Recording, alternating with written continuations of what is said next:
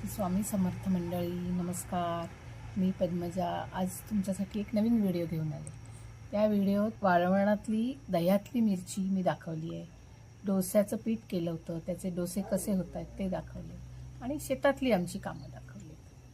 जरूर पहा आणि कमेंट्समध्ये सांगा आम्हाला कसं वाटलं तुम्हाला.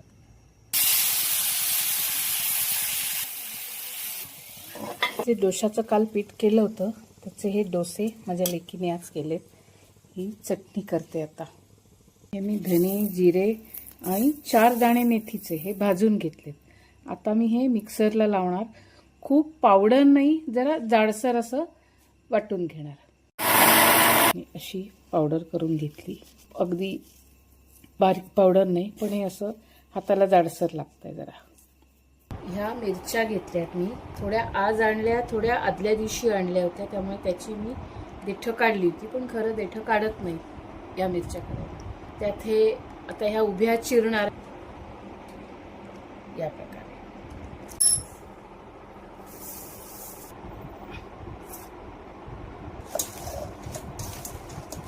दही घेतलंय, त्याचा थोडासा चाट मसाला, थोडासा हिंग आणि ही धने, जिरे आणि थोडी मेथी अशी केलेली पावडर थोडी छान एकजीव करून घ्यायची. तर याच्यात ही चिरलेली कोथिंबीर घालायची. तर हे दही या मिरच्यांमध्ये घालायचं. ह्यात ह्या सगळ्या मिरच्या छान मिक्स करून घेऊया. सगळं दही यात छान मिक्स झालंय. आता हे झाकण ठेवून 10-12 तास ठेवून द्यायचं. उद्या सकाळी ते उन्हात वाळत घालायच्या. ह्या मी काल केलेल्या मिरच्या दही आणि सगळा मसाला करून भिजत घातल्या होत्या. आज ह्या वाळत घातल्या. आता 4-5 दिवस त्याला वाळत घालावं लागेल. ते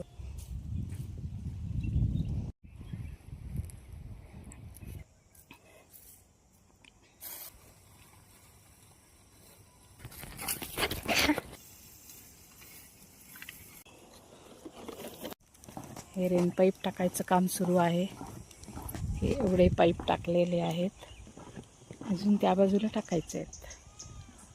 म्हणजे तुषार सिंचन पद्धतीने पाणी दिलं जाईल शेतीला, म्हणजे सगळीकडे सारखं पाणी मिळेल. आणि हे समोरचं आमचं घर, त्याच घरात आम्ही राहतो. हे अशा प्रकारे तुषार सिंचन सुरू झालं आहे. म्हणजे जी बाजरी पेरली आहे त्याला चांगलं पाणी मिळेल. हे 2 घरचे कामगार काम संपून घरी येत आहेत.